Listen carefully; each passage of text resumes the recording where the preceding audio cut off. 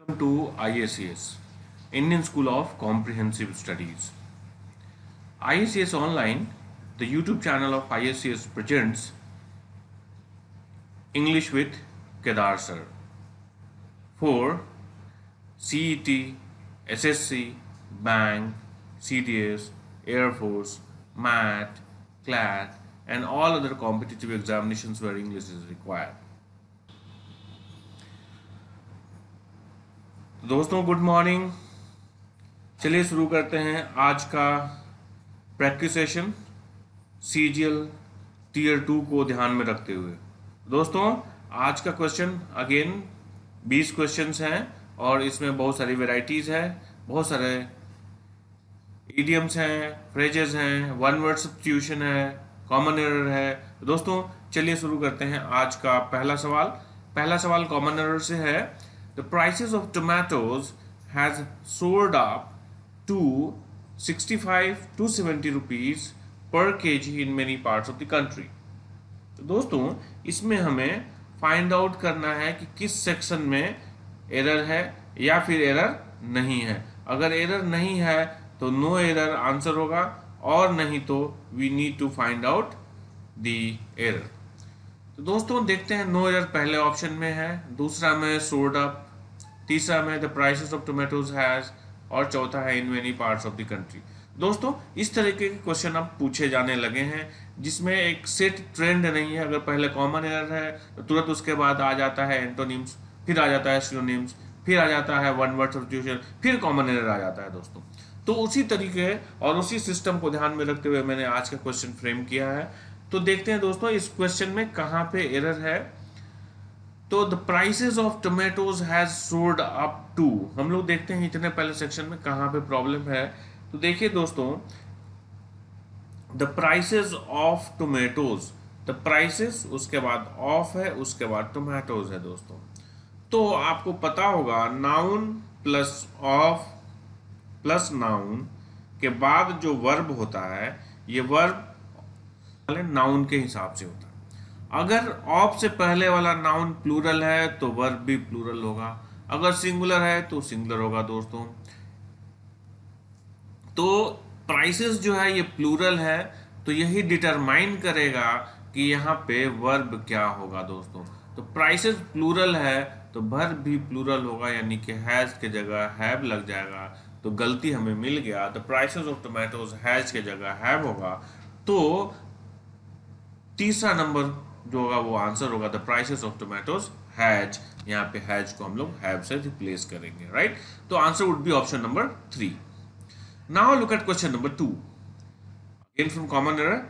Note down my phone number in case you needs to ring me up. Very simple question दोस्तों, और एकदम slip कर जाते हैं दोस्तों ऐसे क्वेश्चंस में, ठीक है। तो क्या करते हैं, note down my phone number in case. In case क्या है दोस्तों, ये एक शर्त है और इसके बाद सिंपल प्रेजेंट टेंस बनना चाहिए और यहाँ पे इंपेरेटिव है नोट डाउन या रिक्वेस्ट करते हैं आप। तो note down my phone number, मेरा नंबर आप फोन नंबर लिखिए। इन केस यदि, यू नीड होना चाहिए दोस्तों, यू के साथ V1 लगेगा ना कि V5, ठीक है। तो यू के जगह यू के साथ हम लोग नीड्स ना लगा के नीड लगाएंगे, ठीक है दोस्तों। तो आंसर हमको मिल गया यहाँ पे कि ऑप्शन नंबर 2 जहाँ पे लिखा हुआ इन केस यू नीड्स के जगह क्या हो जाएगा, इन केस यू नीड, एस को हटा देंगे। तो answer would be option number 2। Now look at question number 3। This question is from fillers. Question is please don't disturb me, I dash to solve a sum. Options are tried, have tried, I am trying और tried. दोस्तों यहाँ पे जो खाली जगह है I dash to solve a sum, इसमें हम लोग ऑप्शन जो अवेलेबल है उस अवेलेबल ऑप्शंस में से ही आंसर चूज करने हैं। तो देखते हैं दोस्तों, और इससे एक मीनिंगफुल सेंटेंस बनना चाहिए। प्लीज डोंट डिस्टर्ब मी, कृपया मुझे आप डिस्टर्ब ना करें। क्या मैं कुछ कर रहा हूं, मैं काम कर रहा हूं, ठीक है दोस्तों। तो ट्राइड नहीं होगा जो कि ये V2 है, सिंपल पास्ट टेंस होगा दोस्तों, नहीं बनेगा। हैव ट्राइड जब कर चुका हूं तो फिर डिस्टर्ब करे या ना करे कोई फर्क नहीं पड़ता, यानी काम कंप्लीट नहीं है, काम जारी है। तो एम ट्राइंग जो कॉन्टिन्यूअस टेंस होगा ये होगा दोस्तों, यानी कि option number 3 will be the right answer. Try अगर लिखते तो ये सिंपल प्रेजेंट टेंस हो जाता है, और ये कहा जाता है एक रिपीटेड एक्शंस की बात करता है सिंपल प्रेजेंट टेंस में। तो यहाँ पे सबसे सूटेबल जो ऑप्शन है उस है एम ट्राइंग, मतलब please don't disturb me, I am trying to solve a sum, right? So answer would be option number 3। Now look at question number 4, again from fillers. As the train was late by 6 hours, it made up 3 hours before reaching its destination. दोस्तों चलिए हम लोग पहले इसका meaning समझते हैं, और meaning के हिसाब से जो ऑप्शंस 4 दिए हुए हैं इन ऑप्शंस में से देखते हैं कौन सा करेक्ट वर्ड जो है यहाँ पे सूटेबल है, या ग्रुप ऑफ वर्ड्स यहाँ पे सूटेबल है। दोस्तों dash the train was late by 6 hours, की ट्रेन जो थी वो 6 घंटे लेट थी, simple past, train was late है पास्ट टेंस में दोस्तों। It made up 3 hours before reaching its destination, और ये अपना 6 घंटा में से 3 घंटा इसने मेकअप कर लिया। मेडअप माने सिंपल पास्ट टेंस है, सब्जेक्ट प्लस B2 मेडअप, ठीक है। तो इसने 3 घंटा मेकअप कर लिया before reaching its destination, station जहां पे इसको जाना था वहां पहुंचने से पहले ये 2 घंटा मेकअप कर चुकी है। तो दोस्तों एक तरफ ट्रेन लेट है और दूसरे तरफ ये मेकअप कर चुकी है, इसका मतलब क्या है कि ये कॉन्ट्रास्ट होना चाहिए दोस्तों। कॉन्ट्रास्ट है, लेट है तो लेट पहुंचती, लेकिन 3 घंटे जो है इसने मेकअप कर लिया।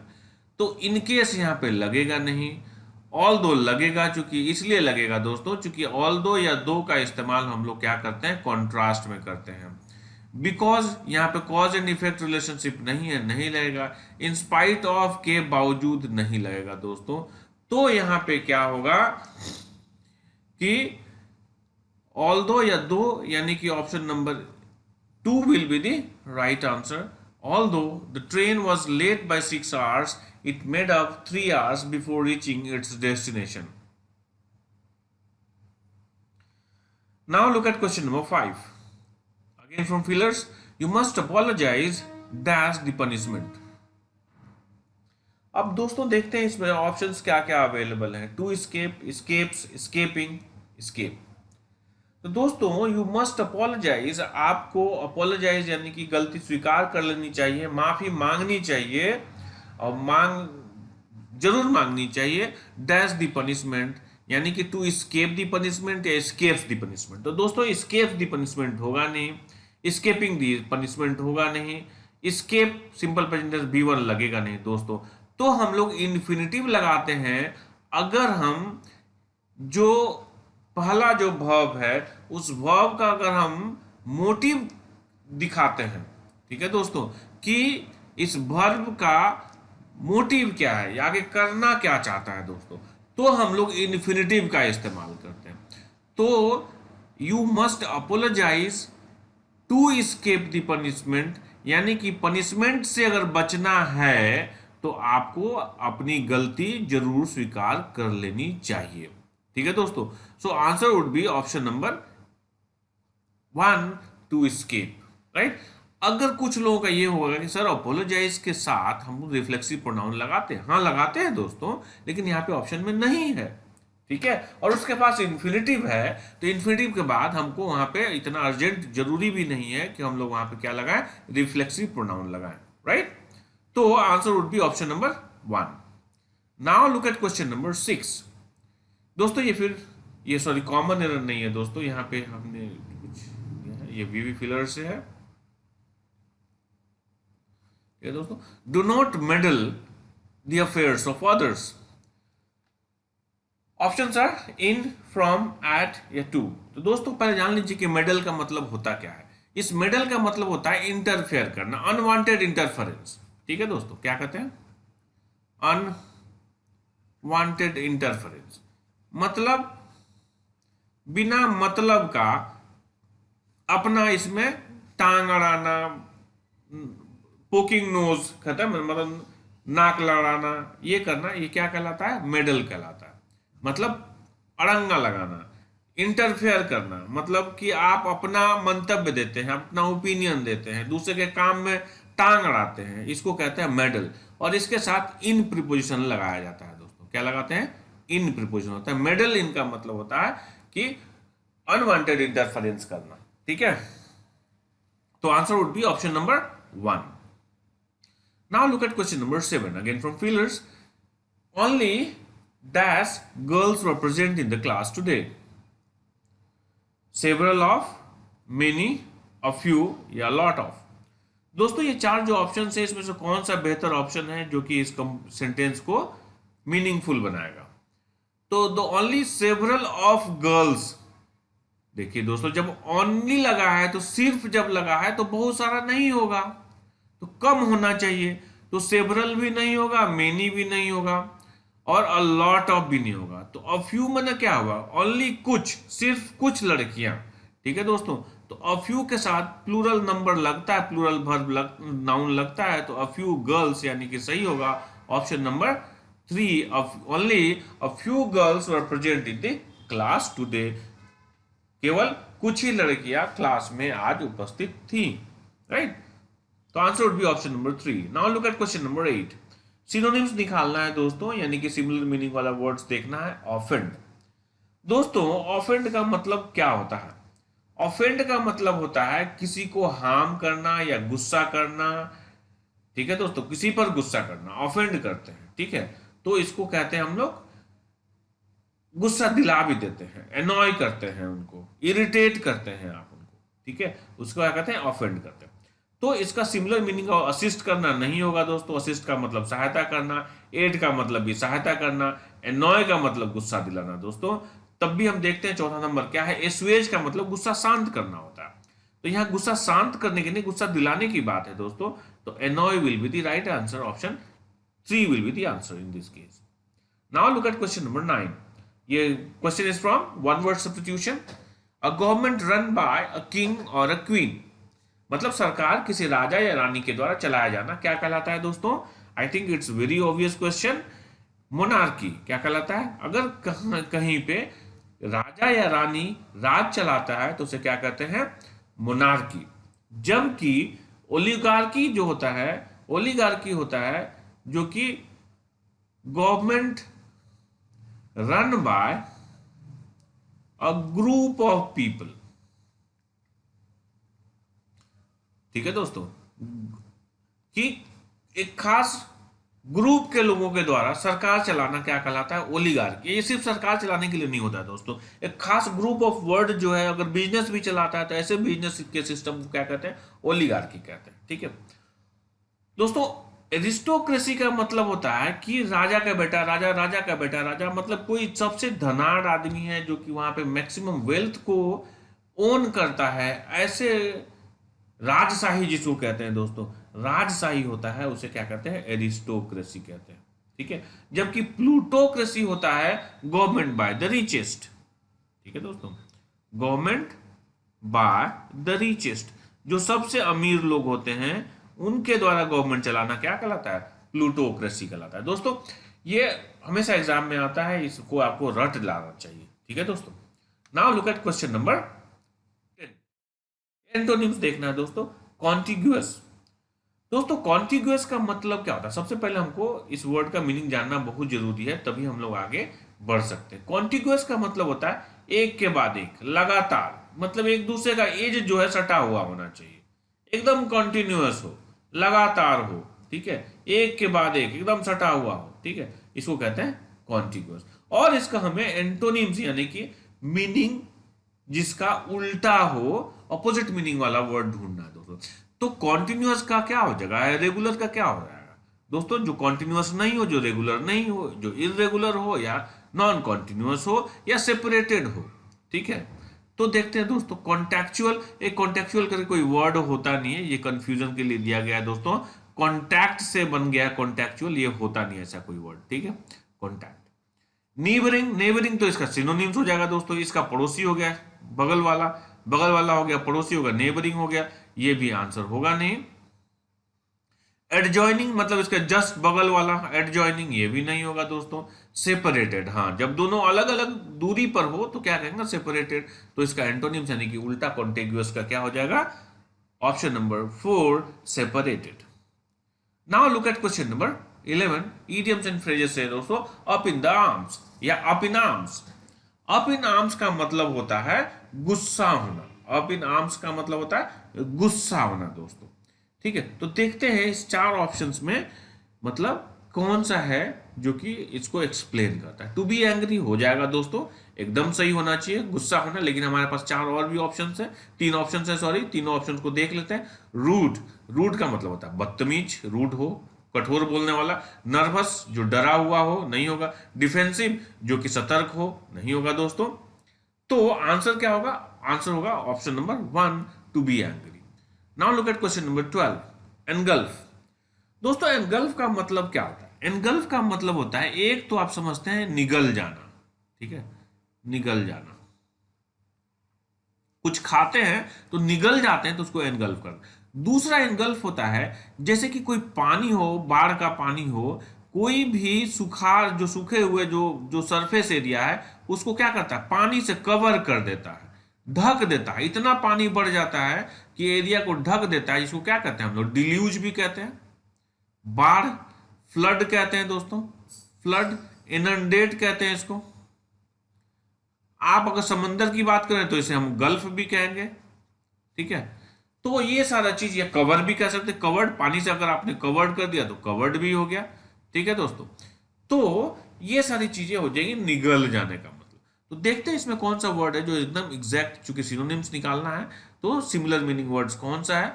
ड्राई, अब देखिए डुबो देना है, ड्राई तो एंटोनिम्स हो जाएगा।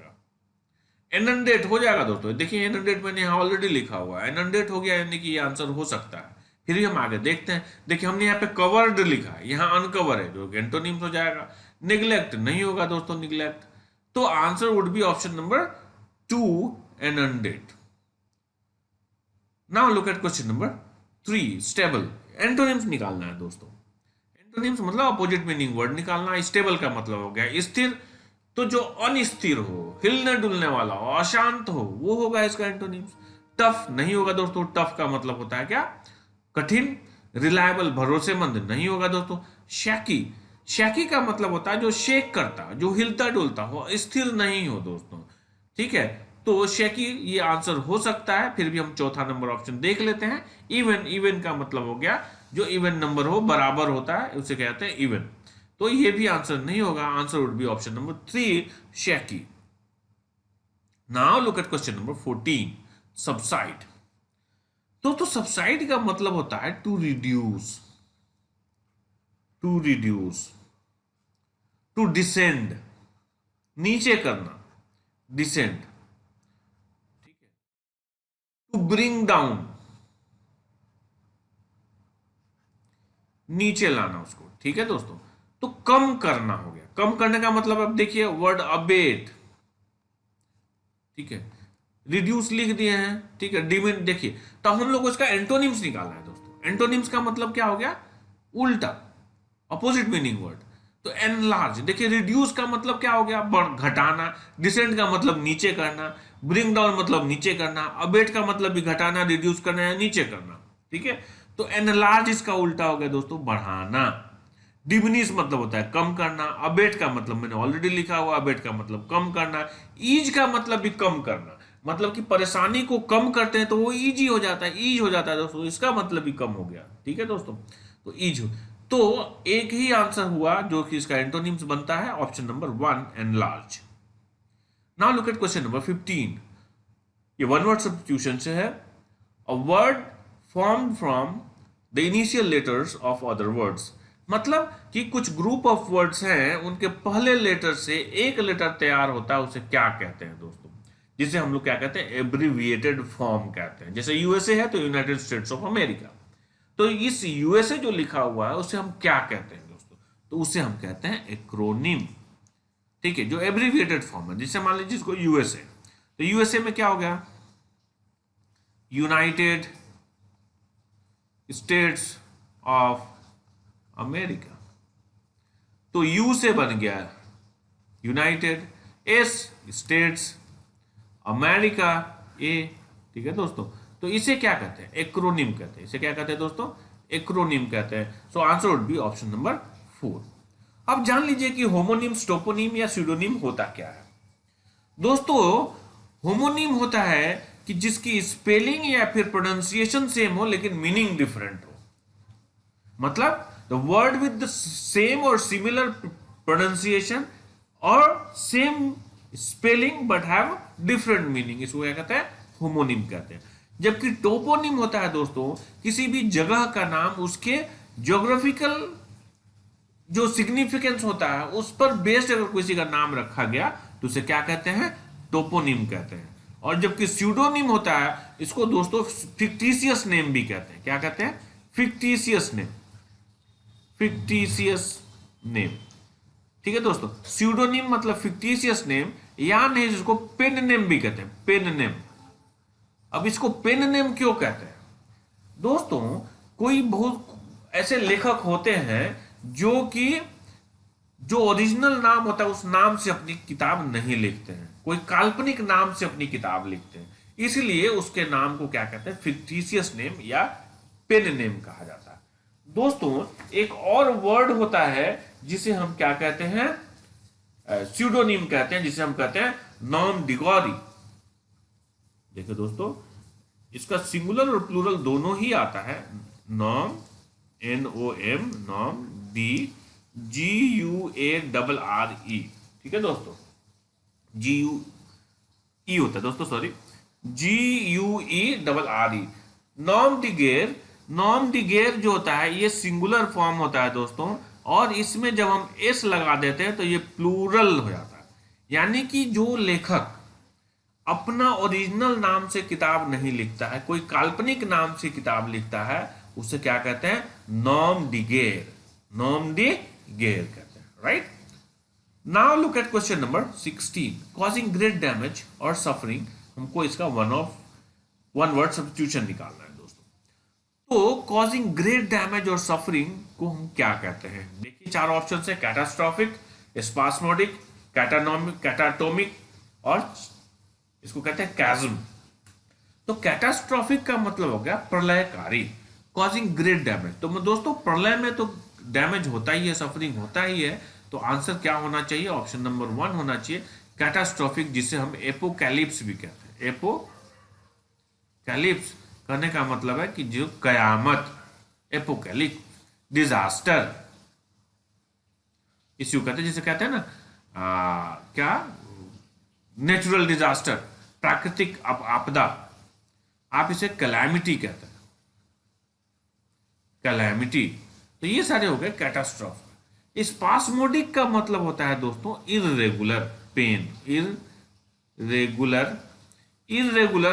पेन को हम लोग स्पास्मोडिक कहते हैं। ठीक है, स्पाज्म हो, ऐसे पेन जिसमें स्पाज्म हो, स्पास्मोडिक कहलाता है। स्पाज्म का मतलब होता है इर्रेगुलर, अनकंट्रोल्ड, जिसको आप कंट्रोल नहीं कर सकते हैं और अचानक हो जाएगा, सडन एंड अनकंट्रोल्ड, इसको हम कहेंगे सडन एंड अनकंट्रोल्ड भी कहेंगे, अनकंट्रोल्ड, तो इसे अनस्पास्मोडिक कहते हैं।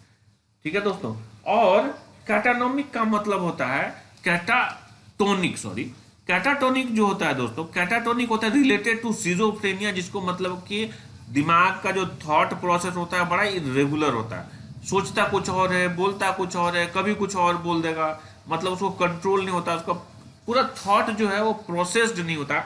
इसके लिए दोस्तों एक वर्ड आता है सिजोफ्रेनिया, बीमारी का नाम है, इसका स्पेलिंग भी कभी कभी पूछता है दोस्तों, सिजोफ्रेनिया। ठीक है, तो कभी कभी इसका स्पेलिंग भी पूछता है दोस्तों, इसको ध्यान में रखिएगा, CHIZOPHRENIA। ठीक है दोस्तों, अगर मेरा हैंडराइटिंग समझ में नहीं आया तो इसीलिए मैं इसको स्पेल आउट कर दिया कि सिजोफ्रेनिया कहते हैं। तो कैटाटोनिक के बदले आप सिजोफ्रेनिक भी कह सकते हैं। ठीक है दोस्तों, तो जिसको कि मतलब याददाश्त नहीं होती है या फिर सामंजस्य स्थापित नहीं कर पाता है, वो बोलता कुछ और है, सोचता कुछ और है, करता कुछ और है। ठीक है, तो ऐसे को क्या कहते हैं, सिजोफ्रेनिया कहते हैं। जबकि कैज्म का मतलब होता है दोस्तों डिवीजन, सेपरेशन, इसको कहते हैं कैज्म। चैज्म मत पढ़ना दोस्तों, जो कैज्म हम हिंदी में लिख देते हैं, कैज्म का मतलब हो गया सेपरेशन। यानी कि अगर मान लीजिए कि किसी दो दोस्तों के बीच में सेपरेशन हो गया तो कैज्म इन द फ्रेंडशिप कह सकते हैं, अगर मान लीजिए कोई पहाड़ दो अलग अलग हो गया, टूट गया, अलग सेपरेशन हो गया, बीच में कोई ड्रिफ्ट हो गया, तो उसे भी कैज़म इन द माउंटेन कह सकते हैं आप। अगर मान लीजिए धरती में के सरफेस पे बहुत बड़ा होल अगर कुछ हो गया जो कि दो अलग अलग भागों में बांट रहा है, उसको भी हम लोग क्या कहते हैं, कैज़म कहते हैं। ठीक है, यानी कि सेपरेशन होता है, एक दूसरे को अलग करना कैज़म कहलाता है। ठीक है दोस्तों, तो नाउ लुक एट क्वेश्चन, तो answer would be option number 1, catastrophic. Now look at question number 17, again from one word substitution, a strong feeling of dislike towards someone or something। मतलब किसी व्यक्ति या किसी वस्तु के अगेंस्ट में एकदम अनिच्छा व्यक्त करना, फीलिंग में डिसलाइक की फीलिंग होती है, स्ट्रॉन्ग डिसलाइक होता है, उसे क्या कहते हैं दोस्तों। तो एक तो ये इसका मतलब क्या होगा, निगेटिव वर्ड होना चाहिए। देखते हैं दोस्तों, इसमें अगर सारे पॉजिटिव हो एक निगेटिव हो तो आंसर बन सकता है आराम से। तो देखते हैं दोस्तों, सिंपैथी, सिंपैथी का मतलब सद्भावना होता है, किसी को आप ये देते हैं, कोई प्रॉब्लम होता है तो उसको सिंपैथी जताते हैं।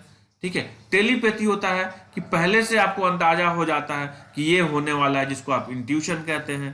ठीक है, तो देखिए दोस्तों, एक टेलीपैथी होता है, एक होता है इंट्यूशन। ठीक है दोस्तों, और एंटीपैथी का मतलब होता है यह स्ट्रॉन्ग डिसलाइक टुवर्ड्स समथिंग और समवन। ठीक है दोस्तों, तो ये हो गया answer, should be option number 3, पर हम लोग देख लेते हैं ऑप्शन नंबर 4 को, इम्पैथी। इम्पैथी और सिंपैथी में थोड़ा सा डिफरेंस होता है दोस्तों।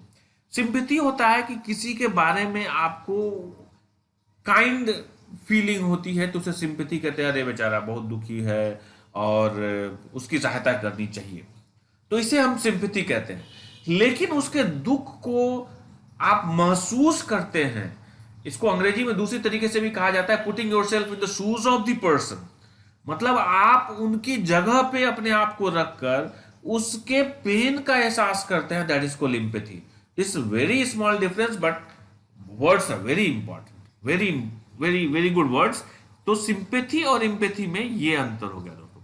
सिंपैथी का मतलब हाँ कि हम सिंपैथी जताते हैं, आपके साथ हमारी सहानुभूति है, तो सहानुभूति हो गया, लेकिन आप उसकी जगह पर उसके पेन को फील करते हैं, तो दैट इज कॉल्ड एम्पैथी। ठीक है, और एंटीपैथी हो गया किसी भी व्यक्ति या किसी वस्तु के लिए आपको क्या स्ट्रॉन्ग डिसलाइक होता है।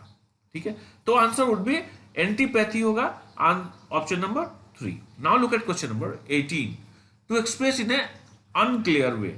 मतलब कोई भी बात कहते हैं तो आप अनक्लियर वे, मतलब कि बता नहीं पाते हैं, स्पष्ट रूप से एक्सप्लेन नहीं कर पाते हैं। मतलब कि जिस बात को जिस तरीके से कहा जाना चाहिए था, you don't know how to express your idea, how to express your thought, how to convince people. मतलब कि there is lack of clarity in your words, in your sentence, in your speech, right.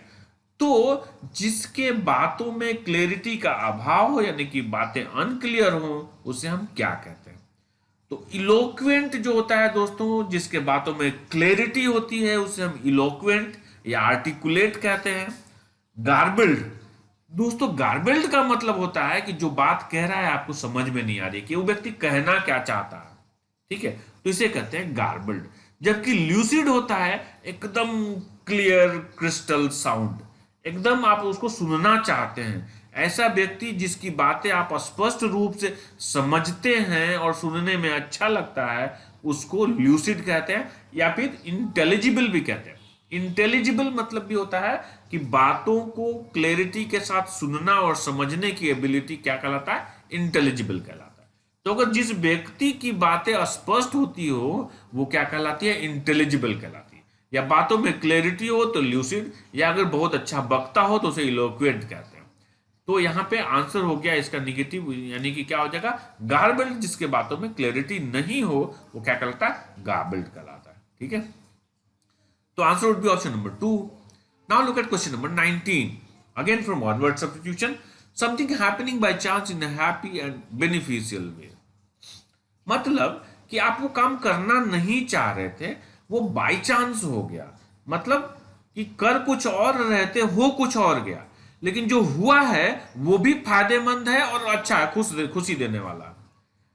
समझ गए, जैसे कि मान लीजिए आप कोई ऐसा चीज बना रहे थे जिसमें दिमाग लगाया जा रहा है, नहीं बन रहा है, नहीं बन रहा है, और एक कोई अच्छा चीज बन गया रास्ते में।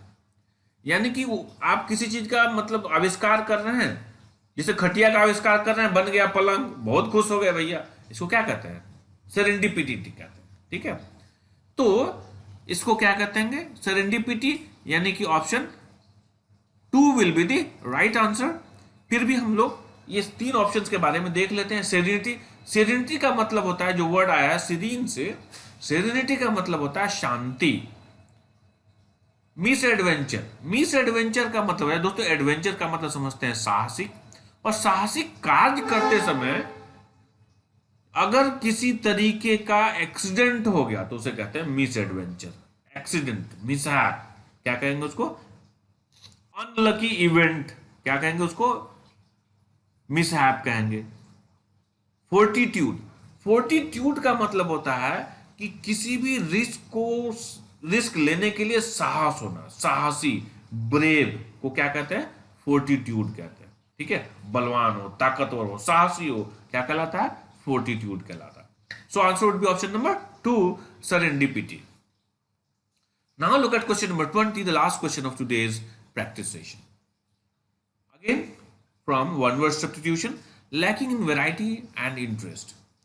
Lacking in variety का मतलब कि क्या हो कि उसमें कोई वैरायटी नहीं हो, उनमें बहुत तरह का टाइप्स नहीं होता है, और उसमें इंटरेस्ट नहीं होता है, मतलब कि उसे मजा नहीं आता है दोस्तों। यहाँ इंटरेस्ट का मतलब ब्याज नहीं है दोस्तों। ठीक है, वैरायटी का मतलब होता है कि बहुत तरह का, चेंजेस नहीं होता है, एक ही तरह से हुए जा रहा है। लैकिंग इन वैरायटी मतलब कि वैरायटी है ही नहीं, मतलब एक ही तरह का। अगर मान लीजिए कि अगर कोई सैड सॉन्ग चल रहा है तो सुबह से शाम तक सैड सॉन्ग चल रहा है, उसमें कोई वैरायटी नहीं, एकदम रोया जा रहा है। अब कितना देर तक आप उसको बर्दाश्त करेंगे? तो ऐसी परिस्थिति को क्या कहते हैं? जो नीरस, मनहूस होता है दोस्तों, एक ही तरह का होता है, काम करने में वैरायटी नहीं होती है दोस्तों। तो जब वैरायटी नहीं होती हो तो ऐसी परिस्थिति को क्या कहते हैं? मोनोटोनस एकदम होगा दोस्तों, जिसमें मोनो मध्य सिंगल टोन बने, टाइप मतलब एक तरह का जिसमें टाइप हो, मोनोटोनस कहलाएगा। यानी कि answer should be option number 1। फिर भी हमारे पास 3 भी ऑप्शन है, अगर इससे बेहतर एक्सप्लेन कर रहा है वो सारे वर्ड्स तो हम देखते हैं दोस्तों, वही आंसर होगा फ्रेश। दोस्तों जब फ्रेशनेस होता है तो उसमें इंटरेस्ट होगा, यानी कि ये नहीं होगा। एक्सक्लेमेटरी मतलब कि विस्मयादिबोधक होता है दोस्तों, एकदम विस्मय होता हो, चेंज होगा भैया, उसमें उसमें इंटरेस्ट आएगा।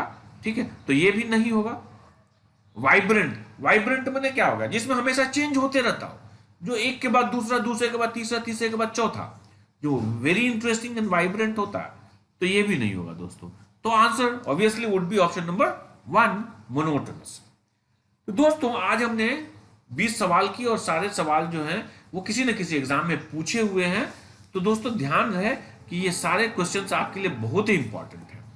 तो अगर आपको हमारा आज का वीडियो बहुत अच्छा लगा हो तो आप लाइक बटन ना भूलें कि हम जरूर लाइक करें हमारे वीडियो को, और अगर आपने सब्सक्राइब नहीं किया है हमारे चैनल को तो जरूर सब्सक्राइब करें दोस्तों, और बेल बटन जो है उसको जरूर दबाएं ताकि आने वाले सारे वीडियोस का नोटिफिकेशन आपको मिलता रहे। Thank you very much. Thanks a lot दोस्तों, and keep watching and do let me know if you want any type of videos. I'm very soon going to introduce a chapter wise videos for you friends, but now you have the examination so you don't need to go for the basics of grammar. अभी आपको सिर्फ questions ही करने हैं दोस्तों, questions करें, questions करें and questions करें। ठीक है, अगर कोई प्रॉब्लम हो दोस्तों तो आप कमेंट बॉक्स में जरूर लिखें, मैं इमीडिएटली आंसर करूंगा। Thank you very much once again, thanks a lot.